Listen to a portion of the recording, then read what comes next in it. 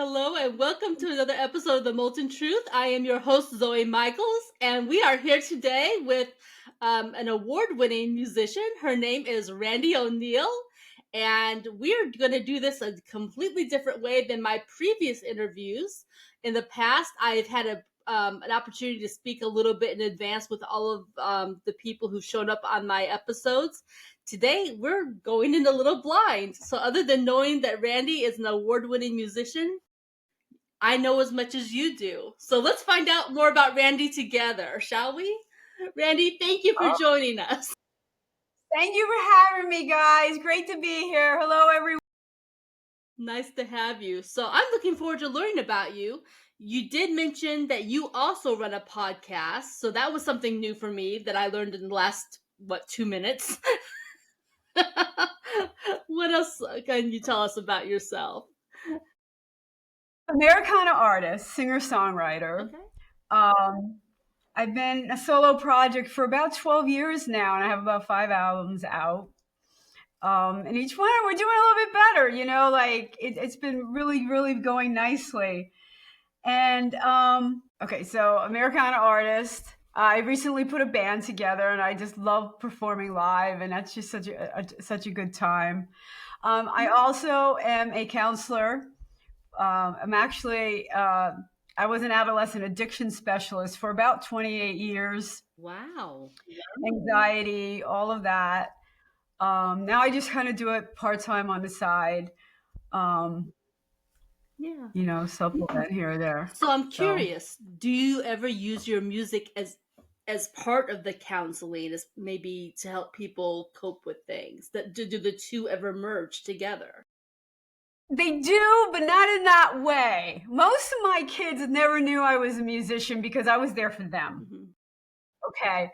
If I tried to connect through some kids with music, and if they were, artists or, learning guitar or things like that, I would use that, to kind of build a relationship with. But it was kind of the other way. I use music for therapy to get me through hard times. Right.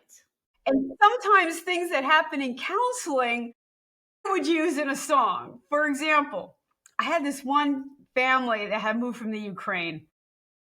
This chick was tough as nails. And she was just doing kind of dumb things. So one day she came into the office and she was sobbing. I couldn't console her. I'm like, what happened? Did you get arrested? Did you lose somebody? And all I got out of her was, my mama found out. Okay. And Zoe, I almost started laughing, but I couldn't laugh because I'm the counselor. Right. Because I'm like, honey, there are things all of us never tell our parents. True. So true. Some things we hope that our mom never finds out.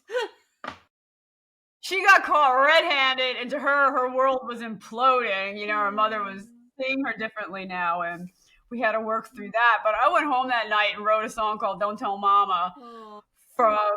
And that was on my album Heart and Soul, which won Album of the Year from ISA.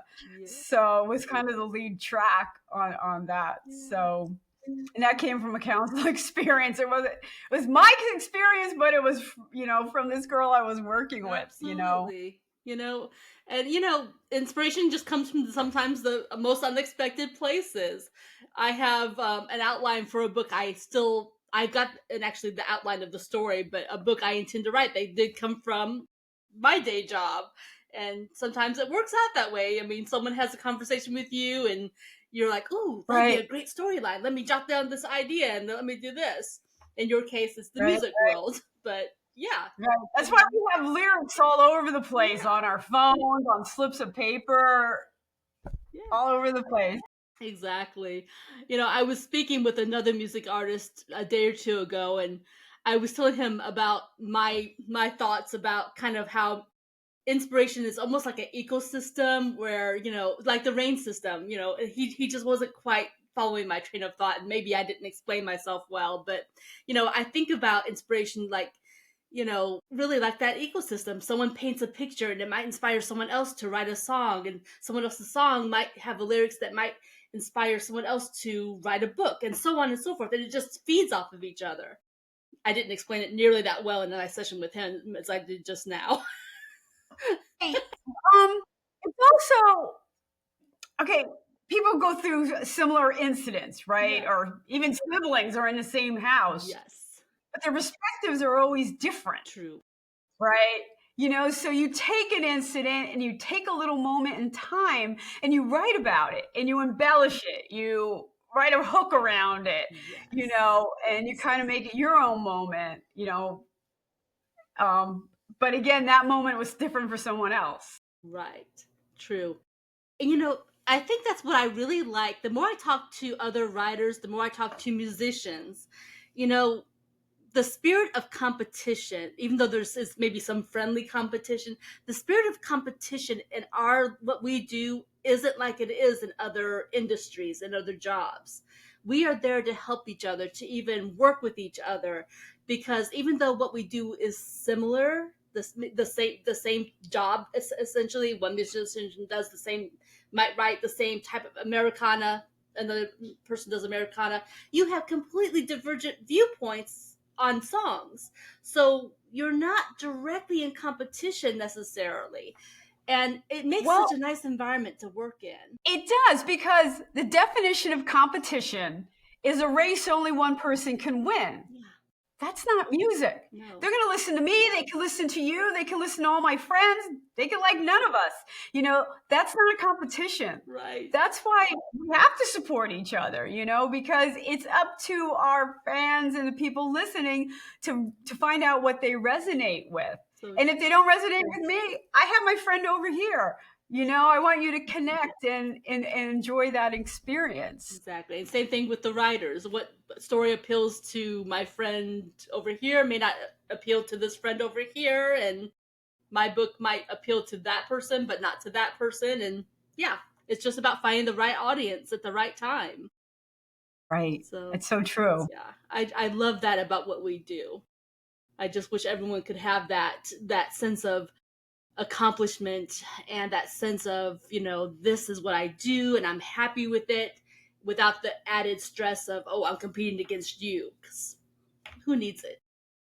Right. I agree with that. I agree with that. It gets hard though, because, when you're booking gigs, right? There's only so many slots. True. Only so many people get to play in a night. And, more guys get slots than girls. Mm, That's the way it is, true. and things like that. Like, I don't want to compete, but I know there are only so many slots, so I have to be competitive, True. you know, as competitive as I could possibly be. Well, and I guess from a certain perspective too, from a monetary standpoint, some people are going to be more successful than others. But at the end of the day, regardless of how you define success, isn't it really just about enjoying the music and having the fun? I mean, I don't know about you, but I would write books even if no one ever paid to read them. I would still write the books because I enjoy the story as much as anyone. You enjoy the process of doing it too. And, Yeah. that's when you know you're a songwriter. Like, you just have to do it. Hmm.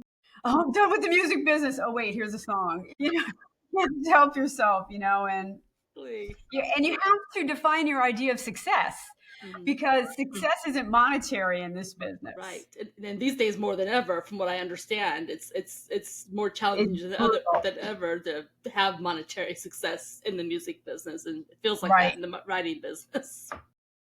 As far as streaming and everything else. So what is my idea of success? Well, that's why the live shows are so important. They have that one person come up and go, oh, that song Sidewalks. Oh my goodness. Like, I remember my sidewalks growing up, and things like that really make it worthwhile. True.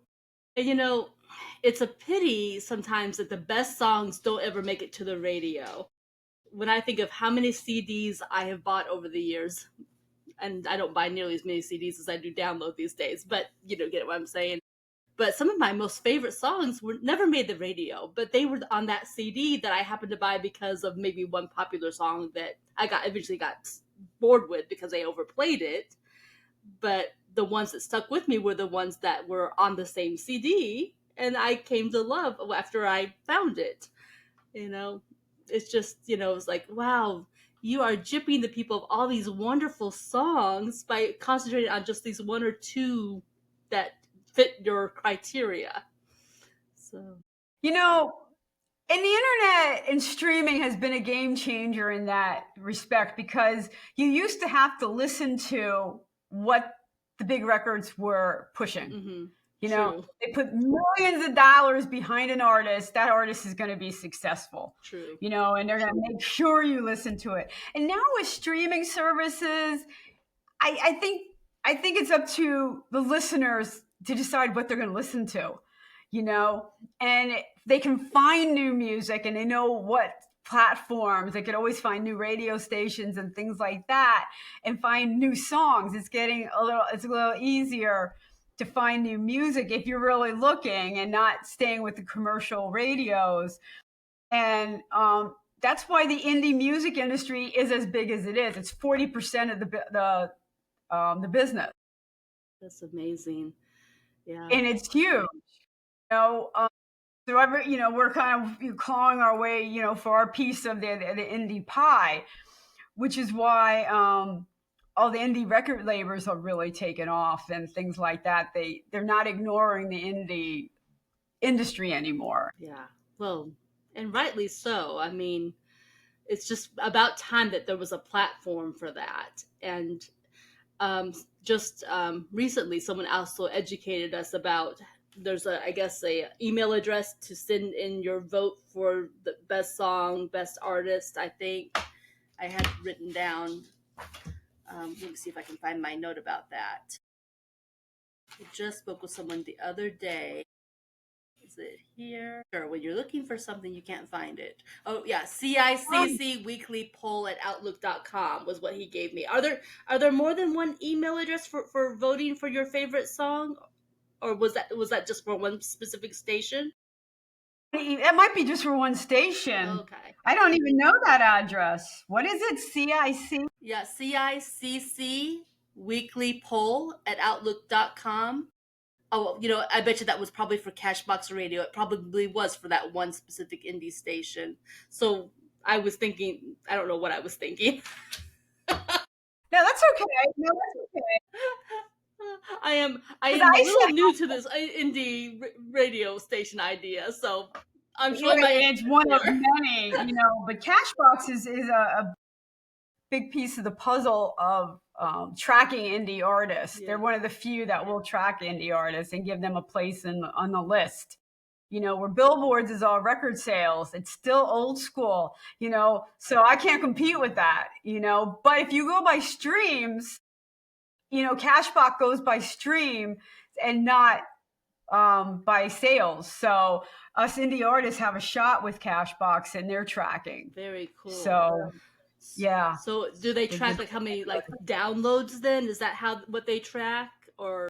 That's Billboards. You have to download or buy a CD or, physical sales with Billboard. Okay. But with Cashbox, it's just physical streams. See, I'm learning bit by bit. Each time I talk to a new artist, I'm like gleaning just a little more information about how does this work and how do we help you guys, when we love a song, how do we, tell people we love your song? And so you're educating us little bit by little bit. Right. And, Facebook and all the social medias are always good for that. If you want to support an artist, go to their website and download just from the website, because we keep all that money. If you download from like StreamYard, I don't even think I get 50 cents, on the dollar, so by the time they go through all the platforms and get it done and stuff. And did you say StreamYard? Because I didn't think StreamYard. Oh, I'm sorry. And all... I wonder. I'm like, where does StreamYard tie in? Okay, Spotify. That makes sense. Download stuff. Oh my goodness. So yeah, Spotify, YouTube, and all those. All right. Which brings us to a natural segue. Your website is Randie, spelled RANDIE, O'Neil, ONEIL.com. Yeah, if you spell it wrong, you get a baseball player. I bet. And I have to tell you, during the daytime, during my day job, I loathe people who spell names at me. But since we do video here and most of my audience on the other channels only get the audio, I have to break that one rule to spell names for their benefit. No, I know. I'm the same way. Like, what did you just spell? I missed the whole thing. I think I say it enough. So, But for their benefit, I will break that rule, even though it's just like, oh. I know. But that's the I know. hazard. I totally agree. Sometimes it's a If necessary you like me, they'll hopefully go find me. Like, exactly. and want to spell my name right. Exactly. And since they can't see that beautiful banner sitting behind you, your podcast is apparently called The Ranch. So if they can't find you, because we didn't catch the spelling, they can look up The Ranch with Randie O'Neil. And then they'll find you for sure. Yeah, that'll get you. That'll get you there. One way or another, they're going to find you. Lead to Randie. Bathroom walls, all over the place. ISSA winner 2025. Absolutely. So how long have you been in the music business? I was in the music business after college. I was just needed. I came out of an abusive household. My parents were alcoholics, and I started young to play an instrument. I wanted to play guitar and just sit and work through stuff. But one day I came home and my guitars were gone. They had sold everything. So I'm like, oh my goodness, what am I going to do? So I'm like, all right, I'm going to sing. I'm going to be a singer. They can't sell that, So I was a singer for a while. And that's what I did after college. I sang and I would write a song and I'd sing it to somebody and they'd have to put the chords to it and stuff like that. Right. And then eventually about 12 years ago, I'm like, all right, that's it. I've got to learn. I got to push through this, get through this mental block I have. And I would cry. This teacher was so good. It was therapy. He'd be like, all right, you're going to get this, and I learned how to play a song. Like, I think it was Pink Perfect. And he's like, okay, now bar chord it. Oh, that's what the guitar player's doing. It was just like this emotional, like psychological thing that I just needed to get through. Absolutely. Well, and as you were talking, you probably saw me grab my phone just now because I was like, the other day when you and I were trying to connect, I had looked at your website, tried to listen to some of your music, and you reminded me of a song that I had seen when I was looking through your website. And initially, when I looked at your song, and I was like, "Oh, it's about this," and then as I read through the lyrics or listened to it, I was like, "No, it's not what it's about. What I thought it was about after all." It was something about, I think, like about your father and the influence, and it was not. It was kind of more about that abusive relationship type of thing. Daddy's pride? Daddy's pride? That was it. So it was not what I expected it to be when I first hit the button to listen to it. And I was like, oh, okay. My Daddy Love Me song. Oh, no. Yeah. So I was surprised by it, but then I saw, okay, this was therapeutic and this was about that situation that you had been raised in, and you trying to turn it into basically something therapeutic. Right. My daddy never taught me pride. With a drink in his hand and evil in his eyes, yes. My daddy never taught me pride. Yes. But I knew I was on my own, but that was okay. Mm-hmm. I would find it on my own. And I'd stand up and do what I have to do and make it despite you. Right. And that was the line is, but who are you to me now? Like right. So you took this negative situation and created a positive message and kind of like almost an anthem behind it. This is what I'm going to do with my life in a positive way, even though I came from this background. So, yeah. It was tumultuous. It was in every single way, in every single cliche of an alcoholic, mean alcoholic stepfather. That was him. Yeah. Yeah. So you came out and you're helping other people. And I just realized as I went to go look for that song, I was like, oh, and there's something else I didn't even realize because that wasn't what I was focused on. But it looks like you're paying it forward by teaching others on your website, like helping others learn music. Or did I misunderstand? Yeah, I actually have just developed the songwriting course. Yeah. Okay. So did that just get posted on your website? Was that there on Sunday? Because I don't recall It's seeing it, but maybe I missed it. yeah, it's just yeah. I've been adding to it, and I've been working. I'm going to start working with a promoter to try to really push it out because it's for people who just, maybe they don't want to be on Billboard or Star anyway, but they have ideas and they want to know where to go with it. Yeah. And okay, let's organize it into a song and get a theme for your life, and it's, that type of work. And so it works through how to focus a song.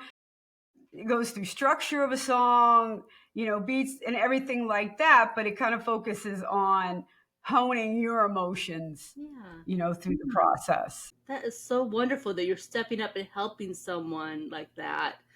There's so much talent out there, but it's unharnessed. Yes. I think back Yes. to when I was, well, let's just say I was very young. And I read this book about Lionel Richie back in the day. And it talked about how he was not able to read music. His grandmother was trying to teach him to read music, and he had her fooled.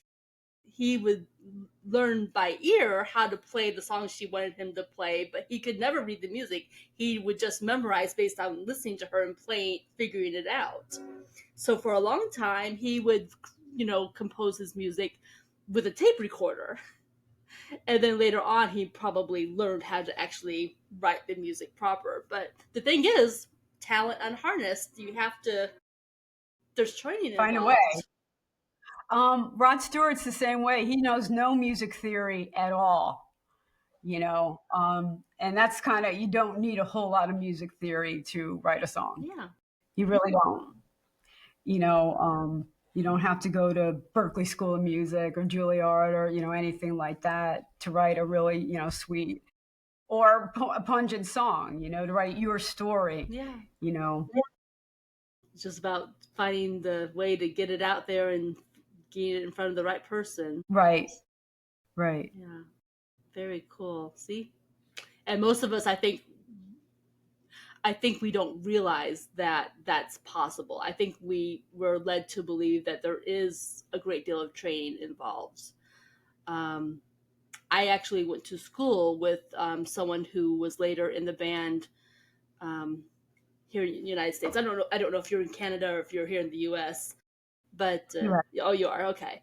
Do you recall a band from probably the early '90s called Deep Blue Something? Yeah. Breakfast at Tiffany's. So one of the band members was actually in my little podunk high school in my little town in Texas.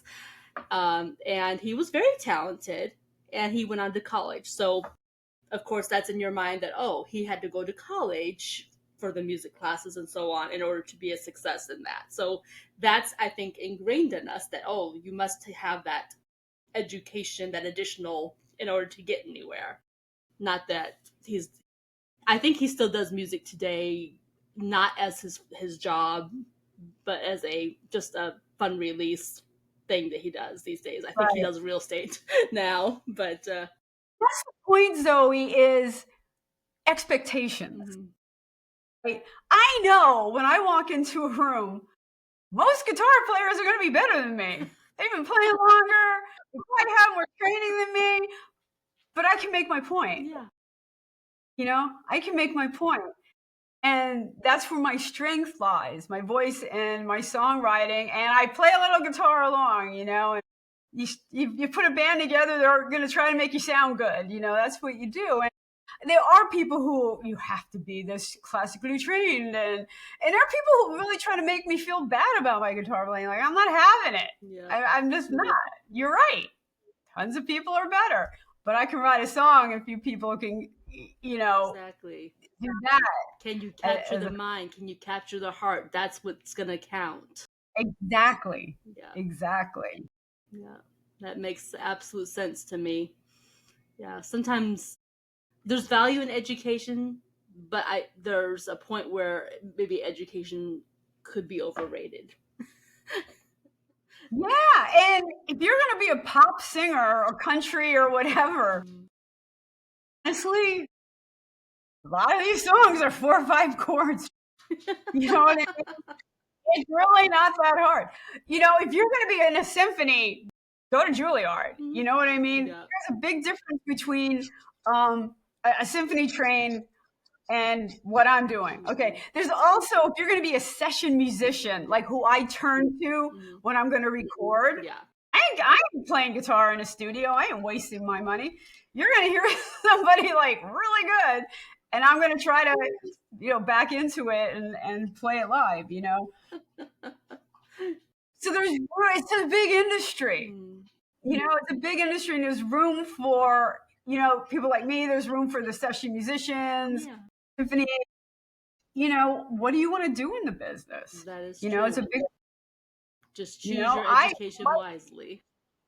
Choose your education. My backup singers are phenomenal. They make a decent money as backup singers. They're talented. They can go in there, and he just goes, go the third above that. And I'm like, oh my God, really? And there they are, you know. They are amazing. Yeah. LaWanda Carter Dent and Jen Douglas Foote. I mean, they've toured with everybody, you know. But that's their niche, and they're really, really good at it. Yeah, absolutely. And I think you hit on the key there. It's the niche. You know, they chose something specific. They became experts at that one thing, and that's their bread and butter. So there's so many. I mean, for variety of music, for the variety of instruments, for the variety of so many things related to music, it's almost infinite's probably too broad, but I mean the choices are just so broad. There's so many options. Yeah. So yeah, absolutely. Yeah. So what are your plans for the future? Are you working on another album in the future, or what's the goals? What's the plans? Okay. I just dropped 2 singles, one over the summer and one last week. These Walls, which is a song about child abuse. Actually, I had a gig for the Rhode Island Songwriters Association, and it's songwriters in the round. So there's 4 of us up there. A week before the show, all of us got a prompt. Okay. If these walls could talk, and we all had to write a song. If these walls could talk, and it was going to be the 3rd song we performed. Oh. If my walls could talk growing up, someone's getting arrested. Like, that's the song. You know, people, you know, kids, adults, not everyone's going home to a safe place. True. So, you know, and that's what the song is really about. A kid's out playing, and now he's got to go home, and maybe they'll let him in, maybe they won't. And what happens when he gets there? So I released that, and then That Smile dropped last week, a couple of weeks, and a video just dropped this week. And that's a song about, you know, you're in a bar and you're single, and you don't want people playing with your affections. You don't want people messing with you, and you're married. Stop hitting on me. Like, stop flirting. And it's just a song for standing up for yourself and saying that's not okay. You know. Absolutely right. So it's called the No-No song. I like it. That Smile is the official title, but everyone's calling it's the No-No song, and they know what I'm talking about. So that's great. Well, someone needs to put that out there. I mean, like, you know, mind your manners. Mind your manners, people. You know, it does everyone a disservice, you know, when you do that, when you're not, you know, genuine about what you're doing. Exactly. You know? Exactly. You know, treat you know, I wish that people respected relationships at this point in time the way they did, even in my parents' generation, in the early, you know, or let's even say my grandparents' generation. You know, it feels like the respect for family relationships has just dissipated. The more time that goes on, it just feels like it's just less and less. Yeah. I don't know if they're just not taking it as seriously, or everyone's like, okay, I'm okay by myself. I don't know.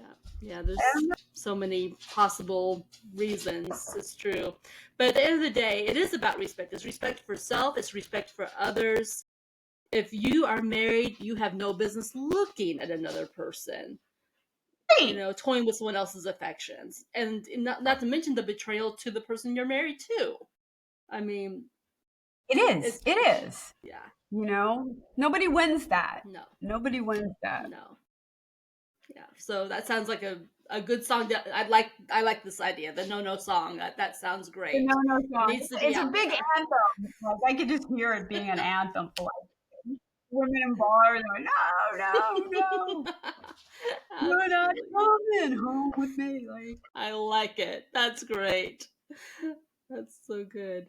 So now these are the first of a new album you're building then. Like, yeah, I'll probably put 3 or 4 more songs together and do my album. That's kind of usually, you know, what I'm thinking. I have a holiday song I'm going to re-release. Spotify and DistroKid did me really wrong last year with it. So I'm going to have to re-release it. It's a fun one. What do you say, Santa? It's like, I'm not sure if I'm naughty or nice. It's Christmas, like, and I'm having fun. So are you still coming my way? What do I say, Santa? Yeah. Yeah, it sounds almost like what you say to your parents. You're like, well, okay. This year, I did some redeeming things, you know. Yeah. So. Well, very cool. So as we get toward the end of our interview, I didn't have a chance, I think, to forewarn you about this. So, surprise. I borrowed this from a podcaster that works in the health field, but I saw him do this and I thought, what a great idea. And what he does is that he takes an interview with one person, and at the end of that interview, he has them prepare a random question for the next person who gets interviewed. So the last person who was on the show with me left a random question for you. Oh boy. All right, and I'm going to have to think of a random one too. Yes, and if you can't think of it while I've got you here on the spot, you can always email me after the fact, since I did not give you fair warning. I might have it. Sounds good. Okay, very cool. I'm going to we've kind of talked about, I've got 2 questions I can pull from, and one of them you've touched on already, so I'm going to go with the other one. So the question I'm going to ask you is, what is one book everyone should read in their lifetime? One book? Oh my goodness. I know a standard answer might be like the Bible and stuff. I think there are, you know, Angelo. I mean, they're just Angelo. I can't even narrow it down to one book. The Courage to Heal. I mean, courage to really look at yourself and find some insight. Mm-hmm. You know, things like that. Inspirational books I really like. Yeah. Well, they have some value. Something related to that, my aunt, when I was in my early 20s, I came from a great family, but even still, even a good family, we have issues. And so my aunt, when I was in my early 20s, had recommended 2 books to me. One was called Feelings Buried Alive Never Die. And the other one was called You Can Heal Your Life. And both of them dealt with the emotional, and how sometimes even those emotions those issues can be represented by like aches and pains in your body. Those feelings of depression can actually, like, you could have a pain in your knee or a pain in your back that is directly related to emotions that you've been repressing. So those were very interesting books for me to read, and then later share with my dad, who was like, oh my goodness, yes, I've been dealing with these things too. So, you know, books like that, and like what you recommended just now, they are of value. Right. And again, different families have different issues. Some, you know, no, we don't know everybody's story. Right. But I recommend people really search for a book that's going to resonate to them and, you know, heal the person inside. Yeah, absolutely. You know, I think it's safe to say no family is unscathed. I don't care how good a family or how bad a situation. No one gets out alive. No one gets out alive, you know. And I, as a counselor, I know that I've worked in affluent districts. I've worked in urban areas, you know. I worked in long-term rehabs, you know, and you know the towns may change, but the problems are very similar. Yeah, You know, absolutely. just some of us clean up better than others. Yes, or we mask it better or repress it better than others, as the We case test may others, be. right? Push it down, push it Yeah, down. You exactly. know, But that's where I go back to music. Music is such a healing force. yeah, Um, right. I dealt with some really heavy stuff just the last year and a half, and for me, music was such a healing tool. I stumbled upon something that caused me to look at music as a tool to help me heal. Um, and I actually started writing lyrics specifically designed to deal with the specific situation I was dealing with. And it helped me by leaps and bounds. So much so that I actually don't even think about the situation anymore. So, I am a big fan of music as a healing tool. Yes. No, I totally agree. Yeah. I totally agree. Yeah. So So, you okay. said you had a question that you had for the next person? It could be simple, like what advice do you have for up and coming artists? Could be Okay. one.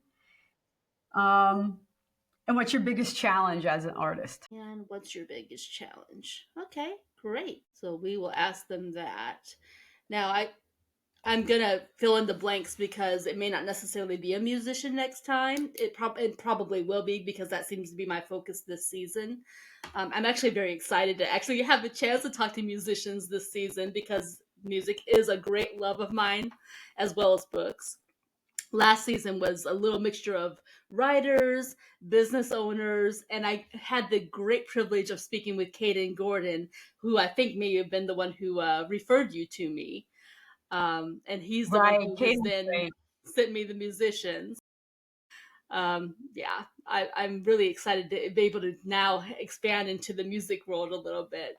So it's a lot of fun for me. But I'm so We'll glad keep you were you on able to your make toes. time. Say that again? We'll keep you on our toes, on your toes, musicians will. For sure. Yes, for sure. Absolutely. And I'll be glad for it. We'll have a lot of fun along the way. But, Right. well, thank you so much for joining us. We're going to go ahead and end our session, but please be sure to check out Randie's website. And I'm assuming Randie has a Facebook page, so check that out as Not well. Facebook, No Facebook? YouTube.